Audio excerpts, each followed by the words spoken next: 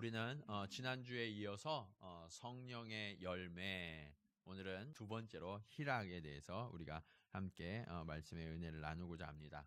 그래서 우리가 이 성령의 열매가 나온 구절이 갈라디아서 5장 22절 23절이거든요. 그래서 매주 이 구절을 한 번씩 읽고 오늘 말씀을 보려고 합니다. 갈라디아서 우리 한번 찾아볼까요? 한 목소리로 함께 읽도록 하겠습니다. 시작. 오직 성령의 열매는 사랑과 희락과 화평과 오래 참음과 자비와 양선과 충성과 온유와 절제니 이 같은 것을 금지할 법이 없느니라. 아멘. 우리는 말씀 속에서 계속해서 성령의 9가지 열매를 살펴보고 있습니다. 지난주에는 성령의 은혜로 말미암아서 우리가 서로 사랑하게 된다라는 말씀을 살펴봤어요. 그런데 여러분, 말씀을 듣는 것도 중요한데 어떻게 지난주에 많이 사랑하셨나요?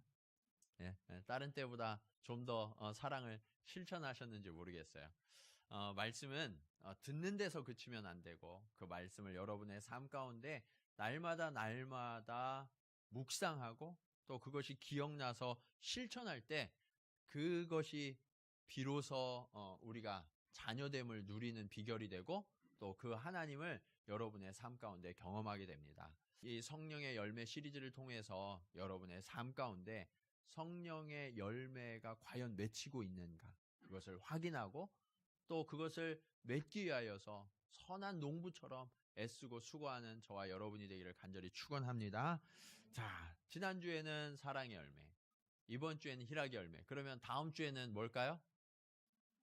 예, 화평의 열매. 예. 그래서 이 갈라디아서 5장 22절 23절을 우리가 계속 읽을 거니까 9주 동안에 이것을 좀 암송하시면서 성령의 열매를 좀 사모하는 그런 시간이 됐으면 좋겠습니다.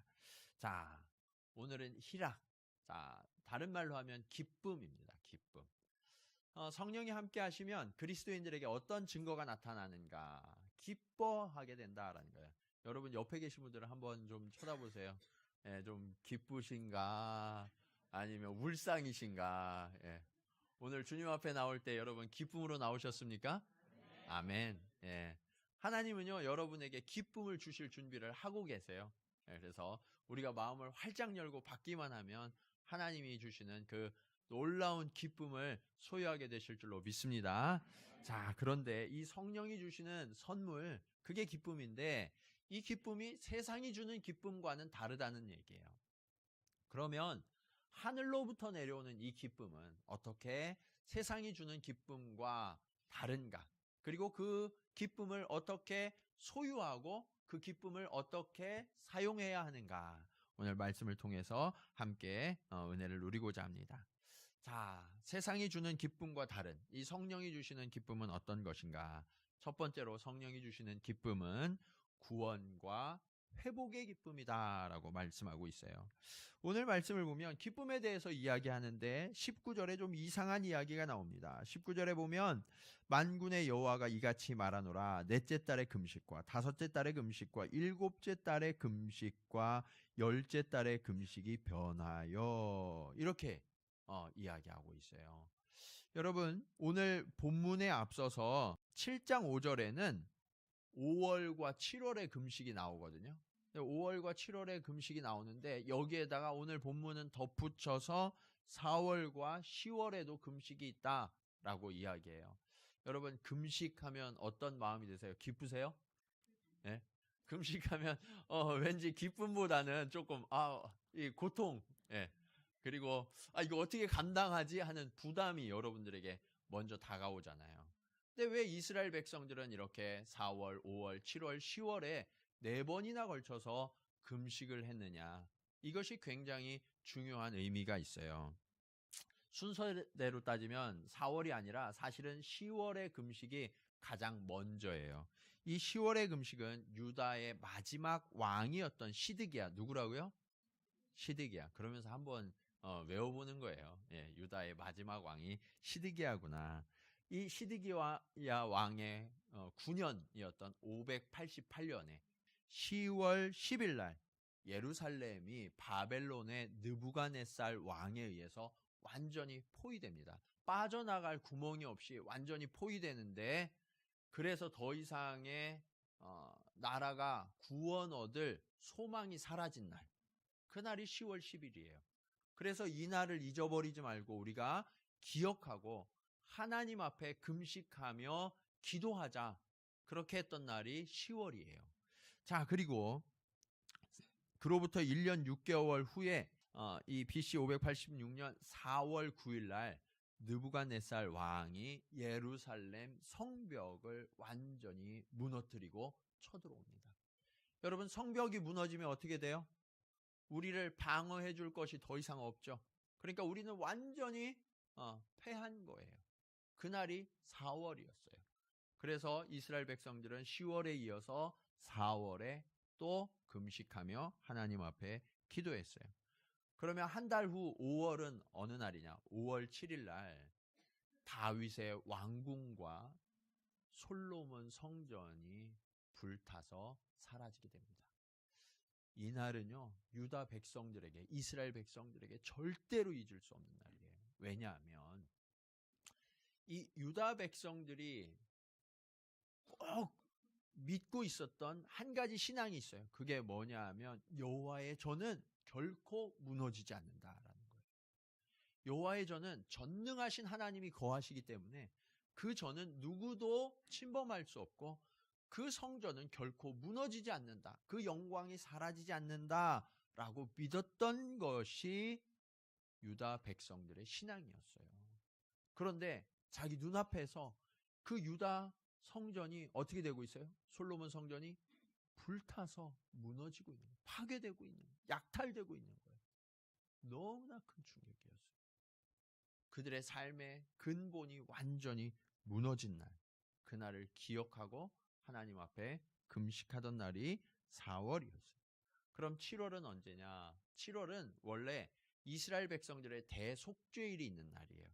그래서 이날은 하나님 앞에 원래 금식하며 기도하던 날이었는데 또 후에 이상한 일이 하나 생겼어요. 그게 뭐냐면 7월에 한 사람이 암살을 당해요. 그 사람이 누구냐면 그달리아라는 사람이 바벨론으로부터 총독이 되어서 파견된 사람이었어요.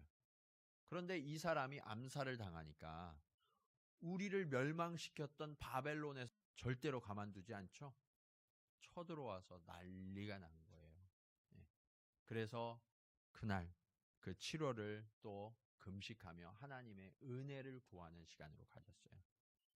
그래서 이 유다 백성들은 4월, 5월, 7월, 10월을 수치와 고통의 날로 기억하면서 하나님께서 우리를 좀 불쌍히 여겨주셔서 우리를 구원해 주시기를 기도하는 날들, 그날이 금식의 절기였어요.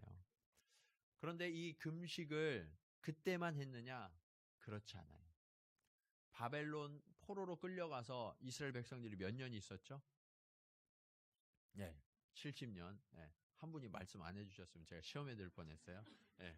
70년 동안 바벨론 포로로 잡혀 있었는데 그동안 멈추지 않고 지속해서 이 4월, 5월, 7월, 10월에 금식을 해왔다라고 성경은 말씀하고 있어요.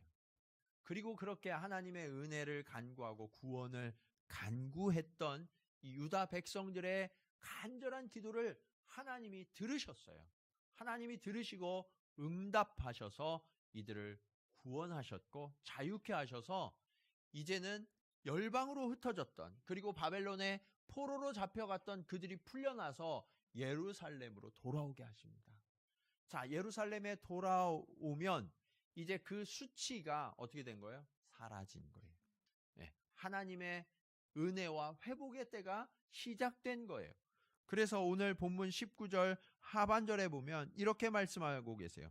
금식이 변하여 유다 족속에게 기쁨과 즐거움과 희락의 절기들이 되리니. 여러분, 수치와 고통의 날을 주님이 뭐로 바꾸신다고요?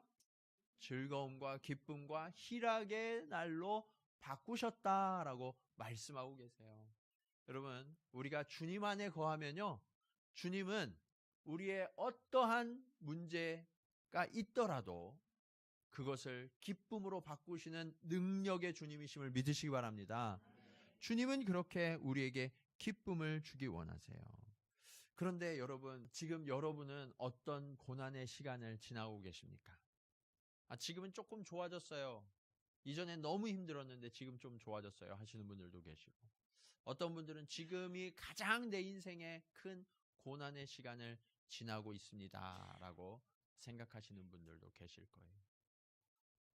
오늘 이 예루살렘 성벽이 무너진 것처럼 더 이상 나를 보호해줄 어떠한 장치도 남아있지 않고 나는 그 문제 앞에, 그 위협 앞에, 그 두려움 앞에 완전히 홀로 서 있다라고 생각하시는 분이 계실지 모르겠어요. 또는 이것만은 절대로 놓을 수 없다고 그렇게 버텨왔던 그 성전마저 사라져버리고 나의 삶의 근간마저 다 무너져버려서 더 이상 지탱할 이유와 힘을 다 잃어버린 그러한 분도 혹시 이 자리에 계실지 모르겠어요. 그런데 여러분, 기억하세요. 그러한 폐허의 자리에서 하나님의 약속이 새롭게 시작됩니다. 우리가 그날을 잊지 않고 기억하며 하나님 앞에 기도할 때 하나님께서는 우리의 수치를 가려주시고 우리의 어두움을 주의 빛으로, 그리고 우리의 고통을 주의 사랑으로 바꾸어 주시는 능력의 주님이심을 믿으시기 바랍니다. 이 약속을 우리는 신뢰해야 돼요. 오늘 시온성가대가 그 약속에 대해서 찬양했잖아요. 여러분의 삶 속에, 여러분의 영혼 속에 하나님의 약속에 대한, 이 회복에 대한 신뢰의 찬양이 날마다 넘쳐나도록 그렇게 만들어 가세요. 그러면 하나님은 그 약속의 찬송을 들으시고 저와 여러분의 삶 가운데 하나님의 회복과 하나님의 구원을 더하여 주셔서 이제는 더 이상 아파하지 않고 더 이상 고통하지 않는 주님의 회복과 주님의 기쁨의, 주님의 희락의 절기가 시작되도록 역사하시는 그 주님을 만나게 되실 줄로 믿습니다. 자, 두 번째로, 그렇게 주님의 희락의 날이 우리 가운데 시작되면 우리에겐 어떠한 일이 일어나는가? 주님과 동행하는 기쁨을 누려야 합니다. 네. 세상은 어떤 때 기뻐하냐면, 여러분은 어떤 때 기뻐하세요? 무언가 내가 바랐던 일, 내가 꼭 원했던 일, 그것이 성취되고 이루어졌을 때 기뻐하시죠? 그런데 누가복음 10장 20절에 보면 주님은 이렇게 말씀하세요. 귀신들이 너희에게 항복하는 것으로 기뻐하지 말고 너희 이름이 하늘에 기록된 것으로 기뻐하라. 우리가 어떤 기적이 일어나요. 어떤 일이 이루어져요. 성취돼요. 그것으로 기뻐하는 것이 아니라 우리의 이름이 하늘에 기록된 것, 우리가 주님의 백성되고 자녀된 것, 그것이 근본적인 기쁨이 되어야 한다라고 주님은 말씀하고 계시는 거예요. 또 사람들이 무엇을 기뻐하십니까? 내가 바랬던 것, 내가 갖고 싶은 것, 그 욕망을 채우면 그게 기쁨이 되죠? 네. 거기에서 오는 즐거움들이 참 만만치 않아요. 그래서 우리가 새로운 걸 자꾸 사게 되잖아요. 그것을 가지려고 하는데 시편 37편 4절은 이렇게 말씀하고 있어요. 여호와를 기뻐하라. 그가 내 마음의 소원을 내게 이루어 주시리라. 근데 이 말씀을 우리가 잘 받아야 돼요. 많은 그리스도인들이 어떻게 받냐면 내 마음의 소원을 이루어 주시리라, 요것만 받아요. 근데 그 앞에 단서가 있어요. 그게 뭐예요? 여호와를 기뻐하라라는 거예요. 하나님을 기뻐하고 하나님을 찬송하면, 하나님께 영광 돌리면 그때 하나님께서 우리의 마음의 소원을 이루어 주시겠다라고 약속하시죠. 이 순서가 굉장히 중요해요. 순서가. 많은 사람들이 이 순서가 잘못돼서 고통당하는 거거든요. 여러분, 그렇게 기도해 보신 적이 있으신지 모르겠어요. 주님, 이것만 들어주시면 제가 주님 앞에 이렇게 헌신하겠습니다. 왜 웃으세요? 네, 많이 해보셨군요. 네. 주님, 이 소원만 들어주시면 제가 이번에 교사로도 섬기고 멀어도 섬기고 저희가 좀 열심을 내보겠습니다. 이렇게 해보셨죠? 그래서 응답을 못 받는 거예요, 여러분. 예. 주님은 그렇게 역사하시지 않으신다고요. 주님이 역사하시는 방법은 거꾸로 네가 먼저 나를 즐거워해봐. 여러분이 주님을 기뻐하고 주님으로 만족할 때 그때 비로소 우리의 삶에 응답이 이루어진다라고 약속하고 계세요. 이것을 잘 보여주는 현장이 있어요. 그게 언제냐면 이스라엘 백성이 출애굽해서 가나안 땅으로 갈 때 모세가 죽고 여호수아의 인도하심을 따라서 요단강을 건너는 그 시기. 요단강을 건너는 그 시기는요, 건기가 아니라 우기에 하나님이 건너게 하셨어요. 평소에 요단강은요, 도랑과 같아요. 그래서 이 아주 폭이 좁은 데는 한 2m, 3m밖에 안 돼요. 그리고 깊이도 발목 약간 넘을 정도? 그 정도로 아주 얕은 시냇가가 요단이에요.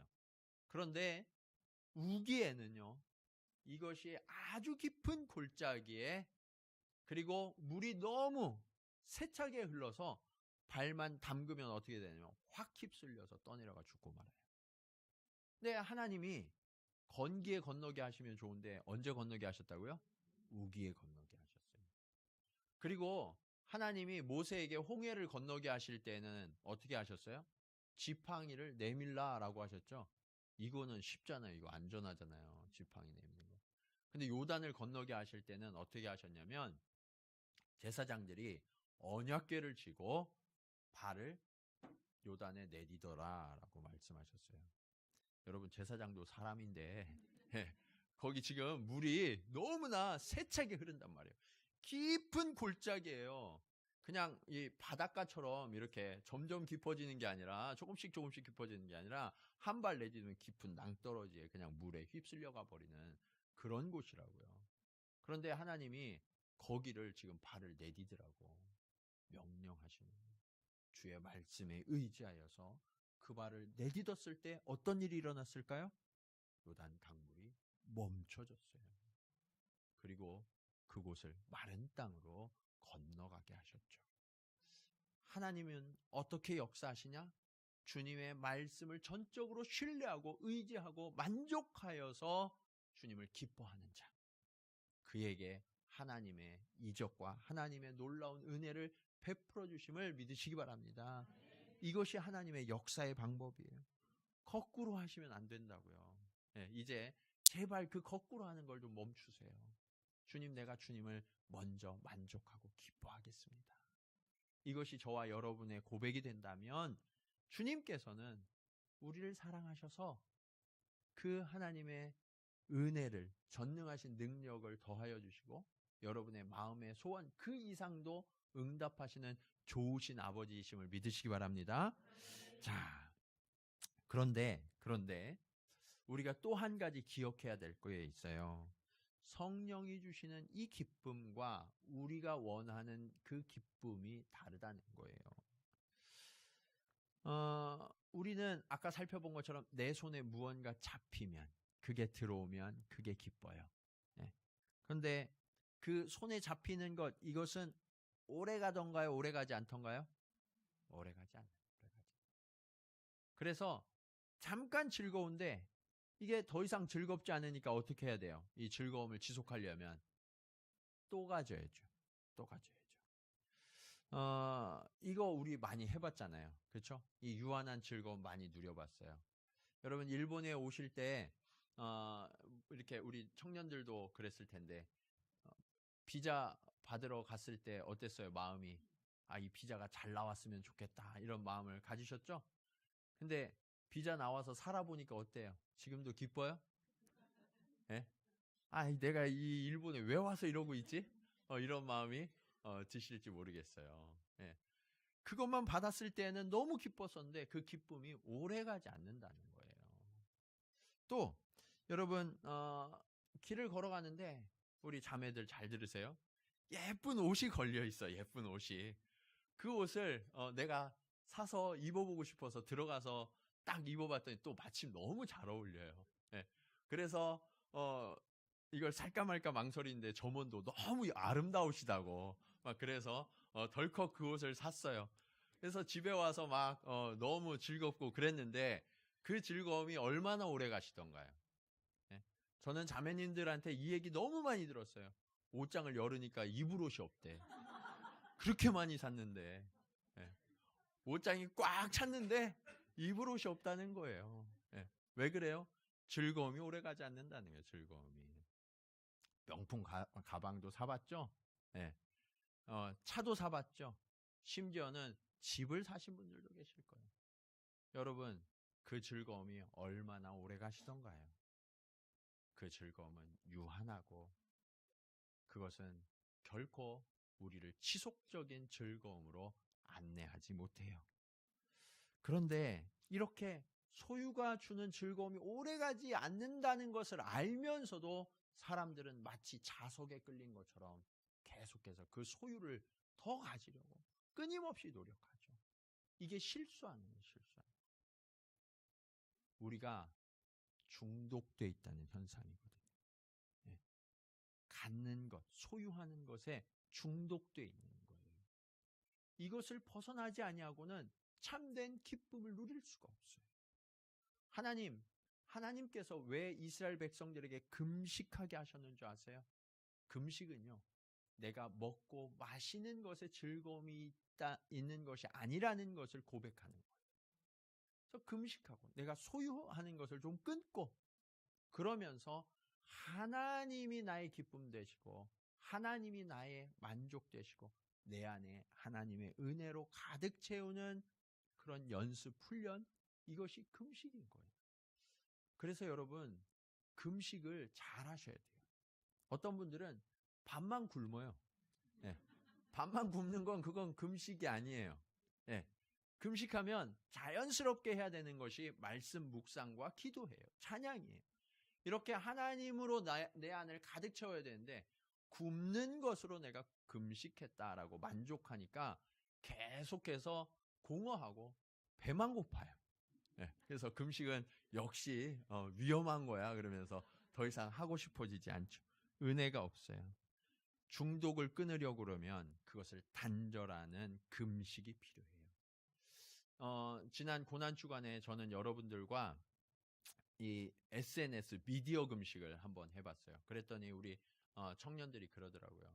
내가 이렇게 이게 어려운지 몰랐다고. 네, 이거 이렇게 많이 중독되어 있는지 몰랐다고. 여러분, 우리가 이렇게 내 손에 쥐고 있는 것, 이것으로부터 단절하는 그런 연습을 할 때, 세상이 주는 즐거움으로부터 멀어지는 그런 훈련을 할 때, 그때 비로소 진짜 즐거움이 우리 안에 들어와요. 더 중요한 것이 무엇인지를 깨닫게 되는 거예요. 주님은 여호와를 기뻐하는 것, 여호와로 만족하는 것, 이것이 우리의 근본적인 즐거움이요 가장 우선되는 기쁨이 되어야 한다라고 말씀하고 계세요. 여러분, 주님 앞에 나오셨잖아요. 다른 것 구하지 아니하고 어떤 소원을 이루려고 이 자리에 앉아 있는 것이 아니라 주님, 내 마음을 가득 채워 주십시오. 주님으로 내가 만족하기 원합니다. 이런 기도가 저와 여러분의 기도가 되기를 간절히 축원합니다. 자, 그런 여러분에게 제가 한 가지 질문을 드리고 싶어요. 그러면 여러분은 지금 신앙생활이 즐거우신가요? 네, 네. 아멘. 감사하게 목소리가 조금 더 커졌어요, 아까보다. 네. 네.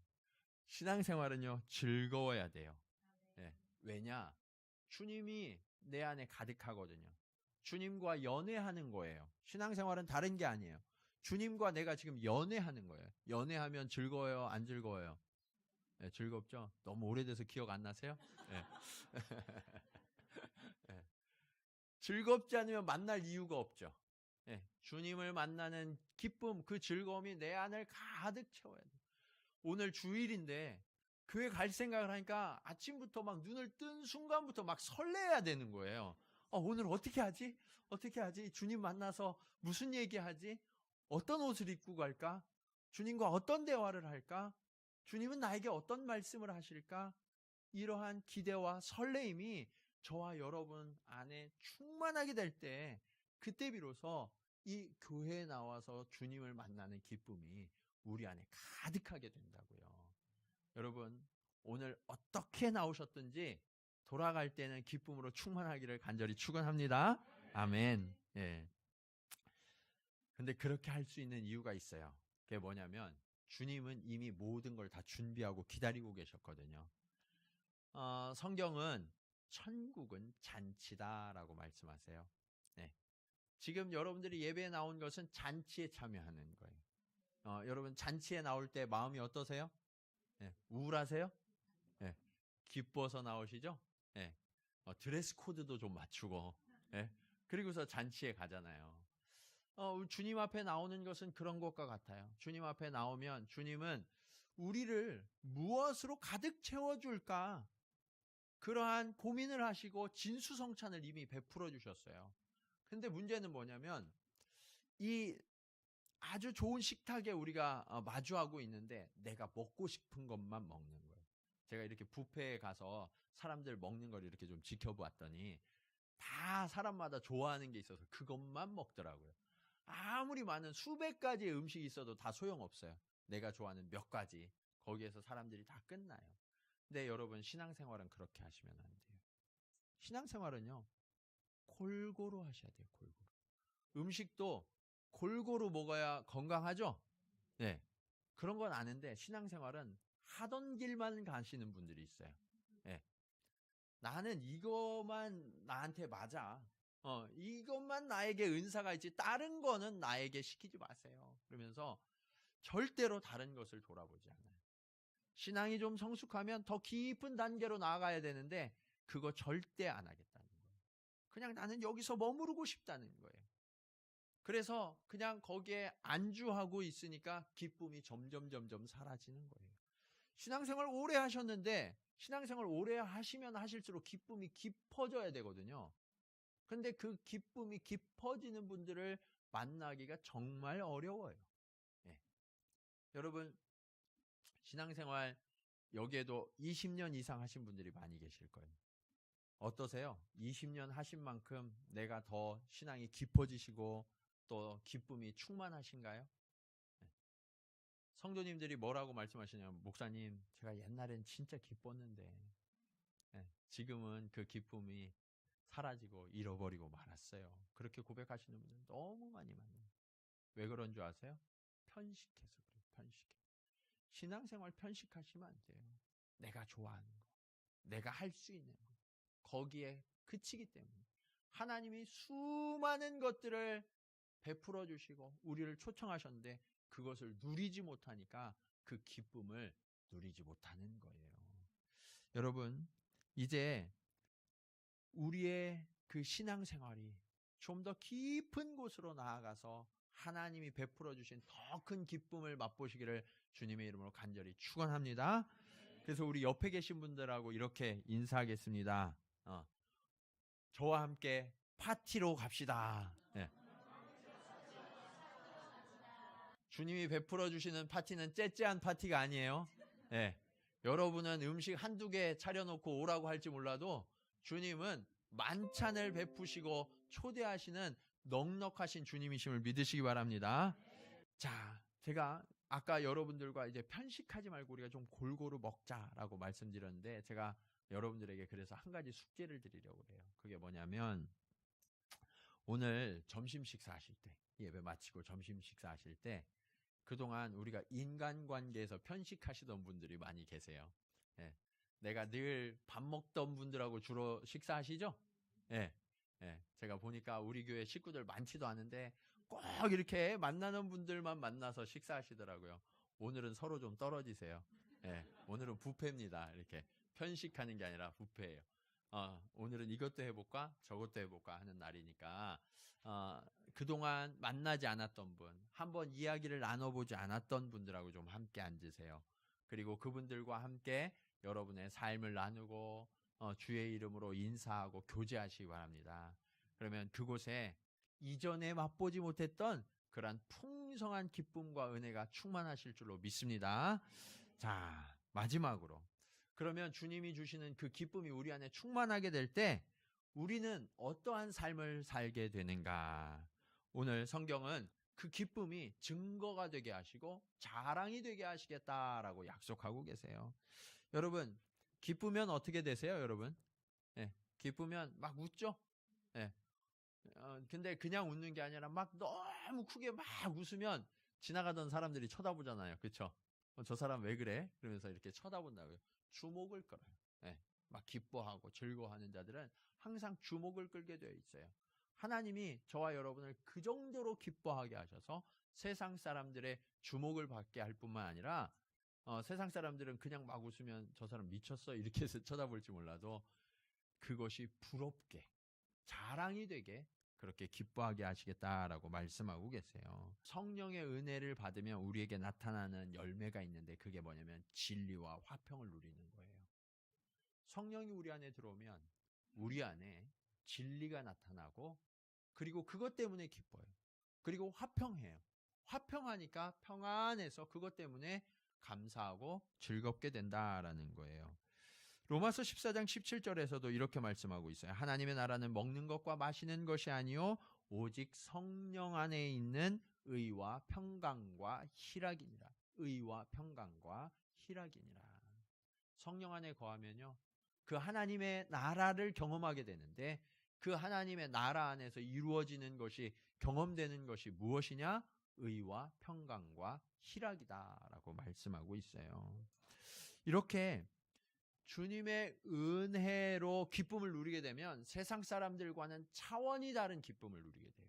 예, 의로움이 저절로 내 안에서 나타나고 그리고 사람들은 나를 대적하지만 나는 평화를 누리고 상황은 나를 압도하고 나를 짓누르려고 하지만 나는 안식하게 되고 이러한 즐거움이 이러한 기쁨이 우리 가운데서 넘쳐나게 된다라고 말씀하고 계시는 거예요. 여러분, 이렇게 주님의 백성, 천국 백성으로 살아가고 싶지 않으세요? 하나님이 이 기쁨을 주시겠다고 약속하시는 거예요.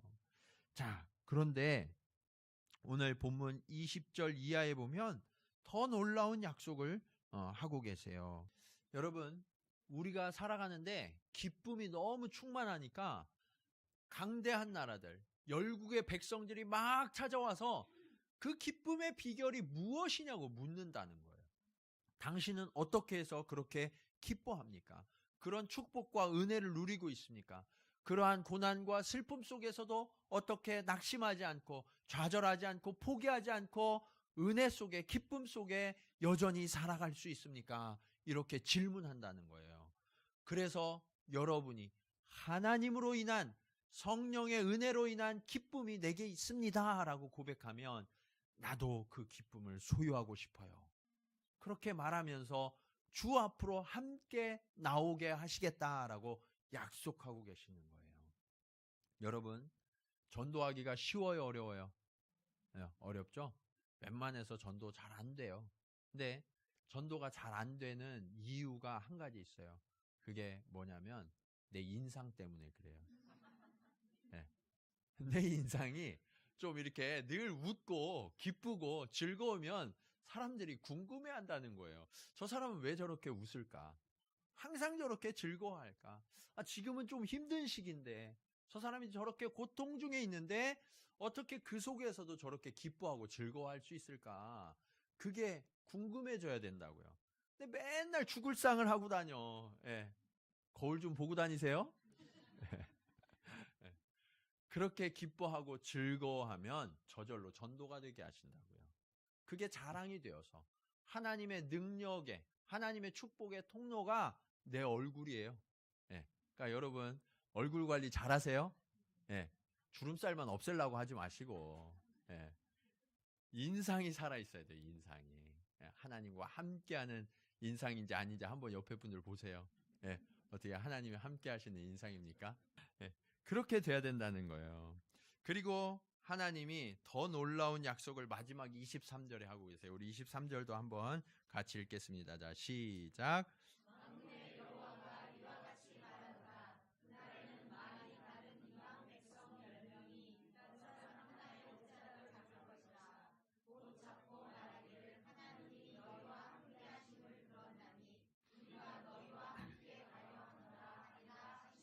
아멘. 자, 여기에 보면 우리가 그 기쁨에 충만해서 살아가면 말이 다른 이방 사람. 여러분, 말이 안 통하는데 말 걸기가 쉬워요, 어려워요? 어렵죠. 이거 거의 불가능해요.